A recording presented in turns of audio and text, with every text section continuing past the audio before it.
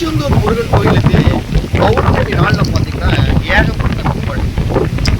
ஏன் அப்படின்னா நிறைய ஜோதிடர்கள் நீங்கள் திருச்செந்தூர் முருகன் கோயிலுக்கு பௌர்ணமி நாளில் போனீங்கன்னா உங்களுக்கு மிகப்பெரிய யோகம், ஏற்றம், அதிர்ஷ்டம் அப்படி இப்படின்னு நிறைய பேர் யூடியூப்ல சொல்லி அதை கொஞ்சம் இம்ப்ரூவ்மெண்ட் பண்ணிட்டாங்க. உண்மையாலுமே திருச்செந்தூர் முருகன் கோயிலுக்கு போனால் யோகமா அதிர்ஷ்டமானா ஆண்டவன் சத்தியமாக திருச்செந்தூர் முருகன் கோயிலுக்கு போனால் யோகம் அதிர்ஷ்டம் பிறக்கும். இதில் மாற்றுக்கிறதே இல்லை. ஆனால் நீங்கள் நல்லா யோசனை பண்ணிக்கணும். நிறைய பேர் எங்கிட்டே கேட்டிருக்காங்க. என்ன கேட்டிருக்காங்க? ஏங்க அந்த ஜோதிக்கு சொன்னாரு, நான் அந்த யூடியூப்ல பார்த்தேன், திருச்செந்தூர் முருகன் கூட கோயிலுக்கு பௌர்ணமி அன்னைக்கு போனால் எனக்கு சிறப்பு அப்படின்னு எல்லாமே சொன்னாங்கன்ட்டு நானுமே பார்த்தீங்கன்னா பௌர்ணமிக்கு தொடர்ந்து 10 மாசமா 10 வருஷமா கேட்டிருக்கேன். எனக்கு ஒரு பெரிய முன்னேற்றம் இல்லை. நிறைய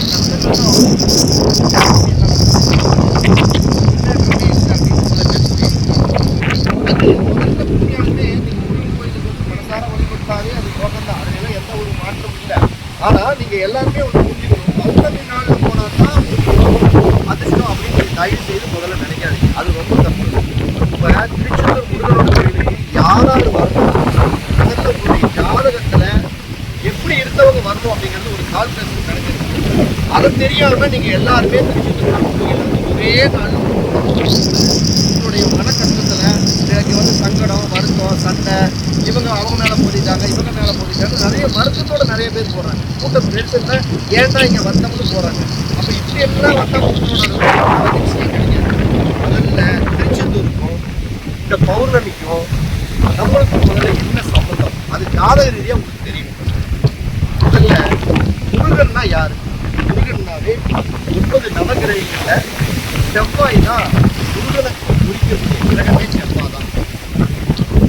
அப்ப முதல்ல ஏன் செவ்வாய் முருகன் தானே? முருகன் பல இடத்துல இருக்காரு. பழனிமலையில் இருக்கிறாரு, திருப்பரங்குன்றத்தில் இருக்கிறாரு, திருத்தணியில் இருக்காரு, சுவாமி மலையில் இருக்கிறாரு, எல்லா பக்கம் முருகன் இருக்காரு.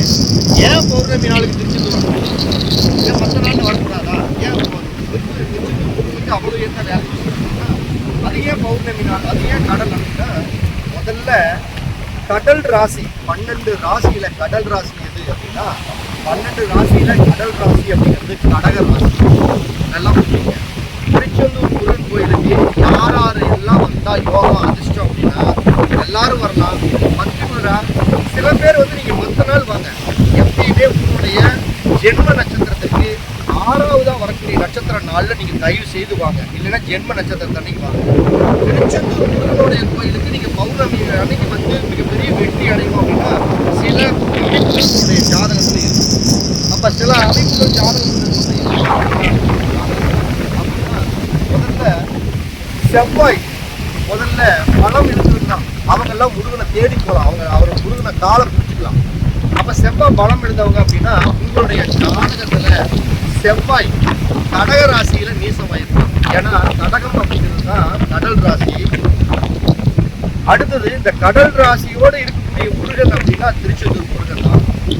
அப்ப நீங்க உங்களுடைய ஜாதகத்துல செவ்வாய் நீசமானவங்க நீங்க தாராளமா திருச்செந்தூர் முருகனை இந்த பௌர்ணமி நாள்ல நீங்க வழிபட்டீங்கன்னா உங்களுக்கு மிகப்பெரிய அதிர்ஷ்டம், யோகம் எல்லாமே பிறக்கும்.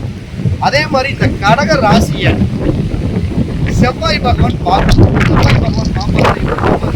செவ்வாய்க்கு உண்டான பார்வை எது? செவ்வாய்க்கு உண்டான பார்வை 4ஆம் இடம், 7ஆம் இடம், 8ஆம் இடம் செவ்வாய்க்கு பார்வை. அப்ப செவ்வாயுடைய பார்வை இந்த கடகராசிய யாருடைய ஜாதகத்துல இந்த 4, 7, 8 அப்படிங்கக்கூடிய பார்வை பலமாக கடகராசி பார்த்து அவங்க எல்லாமே திருச்செந்தூர் முருகன் கோயிலுக்கு பௌர்ணமி நாள்ல வந்தீங்கன்னா மிக மிக மிக மிக அதிர்ஷ்டம். மற்றவங்க செவ்வாய் வலுத்தவங்க, செவ்வாய் கடகராசி பார்க்காதவங்க, இவங்க எல்லாமே நீங்க திருச்செந்தூர் முருகன் நாள்ல திருச்செந்தூர் கோயிலுக்கு பௌர்ணமி நாள்ல வந்தாலும் ஒரே கேட்டகரி தான், மற்ற நாள்ல வந்தாலும் ஒரே பலன் தான். நீங்க பௌர்ணமி நாள்ல வரணும்னு அவசியமே நான் வந்தாலும் உங்களுக்கு பெரிய பலன் கிடைக்க போறதில்லை.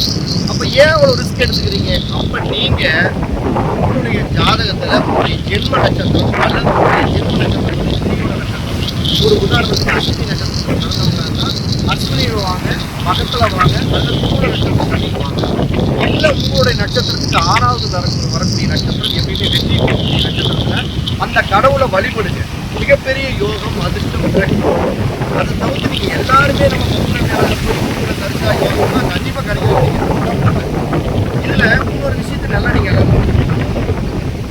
முருகனுக்கும் கரணத்துக்கும் ஒரு தொடர்பு இருந்துகிட்டே இருக்கும். என்ன தொடர்பு முருகனுக்கும் கரணத்துக்கு என்ன தொடர்பு அப்படின்னா, மொத்தம் ஜோதிடத்துல கிட்டத்தட்ட 11 கரணம்.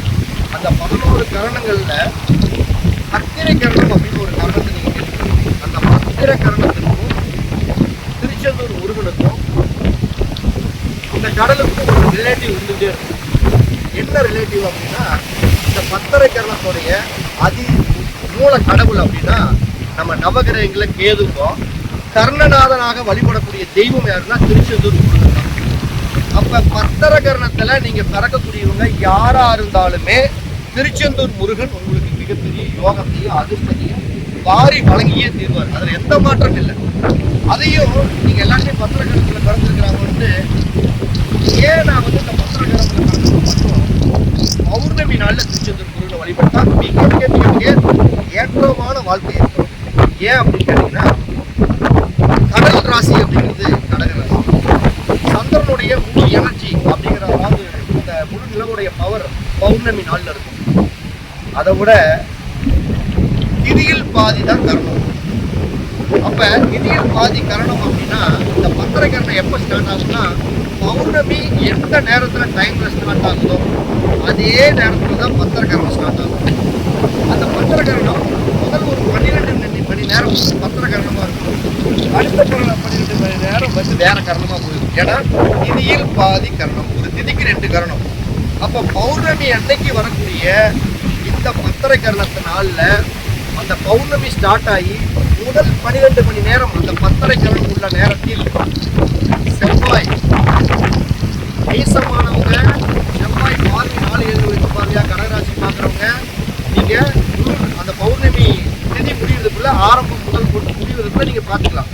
ஆனா அந்த பத்திரை கரணத்தில் பிறக்கிறவங்க நீங்க திருச்செந்தூர் முருகனை பௌர்ணமி நாள்ல கரெக்டா அந்த பத்திரை கரணம் ஸ்டார்ட் ஆகி கிட்டத்தட்ட ஒரு 12 மணி நேரம் முடிவதற்கு திருச்செந்தூர் முருகன் பெருமானை வணங்கினால் மிகப்பெரிய யோகம், அதிர்ஷ்டம், செல்வாக்கு, ஜனவசியம், பணவசியம், வாக்கு வசியம், அனைத்து வசியமே இவர்களுக்கு கண்டிப்பா 100% கிடைத்தே தீரும்.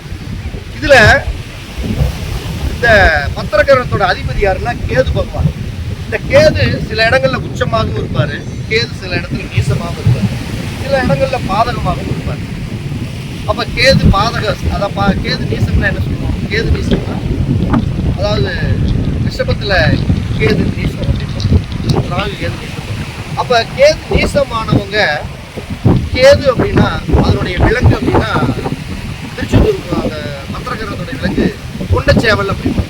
அப்போ உங்களுடைய ஜாதகத்துல கேது பகவான் கேது நீசமாயிருந்தா நீங்க திருச்செந்தூர் முருகன் கோயிலுக்கு பௌர்ணமி நாள்ல வந்து, கேது நீசமானவங்க, நான் சொல்றது நல்லா புரியும், பௌர்ணமி நாள்ல இந்த கேது நீசமானவங்க இந்த முழு எனர்ஜியை கேது பகவானுடைய ஞானத்தையும் முருகனுடைய அருளையும் வர திருச்செந்தூருடைய வாகனமான சேவலை, கொண்டச்சேவல் அந்த சேவலை திருச்செந்தூர் முருகனுக்கு பௌர்ணமி நாளில் முருகன்கிட்ட ஒப்படைச்சிட்டு நீங்க வேண்டிட்டு போனீங்கன்னா மிகப்பெரிய அதிர்ஷ்டம், செல்வாக்கு எல்லாமே கிடைக்கும். அதை வந்து ஜோதியை சொல்லிட்டாங்க, அவங்க சொல்லிட்டாங்க, யூடியூப்ல சொல்லிட்டாங்க அப்படின்ட்டு எல்லாருமே திருச்செந்தூர் தயவு செய்து இந்த பௌர்ணமி நாளில் வந்தால் யோகத்தை கொடுப்பாங்க. நிச்சயம் யோகத்தை கொடுக்கவே கிடையாது. திருச்செந்தூர் முருகனை பார்த்தால் எப்படி யோகம் அதிர்ஷ்டம், அது வேற டாபிக். எல்லாருமே ஜோதியர் சொல்லிட்டாங்க, அவங்க சொல்லிட்டாங்க, இவங்க சொல்லிட்டாங்க, யூடியூப்ல வந்துருச்சுன்னு சொல்லி திருச்செந்தூர்ல அப்படியே கெட்டம் மூஞ்சி கும்பல். அப்ப என்ன ஆகுது? அத்தனை பேர் அடிச்சுக்கிறாங்க, சில பேர் சண்டை பண்ணிக்கிறாங்க, வருத்தப்படுறாங்க, ஏன்டா இங்க வந்தோம்னு போறாங்க, ஏன்டா இங்க வந்தோம்னு போறோம், ஏன்டா இங்க சண்டை கட்டிக்கிறாங்க. அப்படி எல்லாம் பாத்தீங்கன்னா அவங்களுக்கு இந்த திருச்செந்தூர் முருகனுடைய பௌர்ணமி தரிசனம் சிறப்பான பலனை கொடுத்தாரு. செவ்வாய் நேசமானவங்க, செவ்வாய் கடகராசியை பார்த்தவங்க, இந்த பத்தரகரணத்துல பிறந்தவங்க, இவர்களுக்கு அனைவருக்குமே திருச்செந்தூர் முருகன் கோயில் பௌர்ணமி நாள் தரிசனம் சிறப்பு. மற்றவர்கள் தாராளமாக வழிபடலாம். ஆனா உங்களுடைய ஜென்ம நட்சத்திரம் தனிக்குவாங்க, இல்ல உங்களுடைய ஜென்ம நட்சத்திரமுடைய திரியோண நட்சத்திரம் தனிக்குவாங்க, இல்லைன்னா உங்களுடைய 6வது நட்சத்திரம் எந்த நட்சத்திரமோ அந்த நட்சத்திரத்துக்காங்க. அதை விட்டுட்டு திருச்செந்தூர் முருகன் கோயில்ல ஜோசியர் சொல்லிட்டாரு, அவர் சொல்லிட்டாங்க அப்படின்ட்டு நீங்க இந்த பௌர்ணமி நாள்ல திருச்செந்தூர் முருகனை வழிபட்டு இங்க சண்டை சச்சரவோடு நீங்க போறதுல எந்த முடியும் இல்லை. முருகன் இங்கேயே தான் இருக்க போறாரு. நீங்க யாராரு கெட்டு போச்சோ இல்ல முருகனுடைய பவர் எனர்ஜி பத்தாதவங்க இந்த நாள்ல வழிபட்டீங்கன்னா, ஏன்னா முழு நிலவு அப்படிங்கிறது பௌர்ணமி நாள், அடுத்தது கடலோரம் திருச்செந்தூர் கடகராசி, இவர்கள் எல்லாமே திருச்செந்தூர் முருகனை வழிபட்டீங்கன்னா உங்களுக்கு மிகப்பெரிய சக்சஸ்.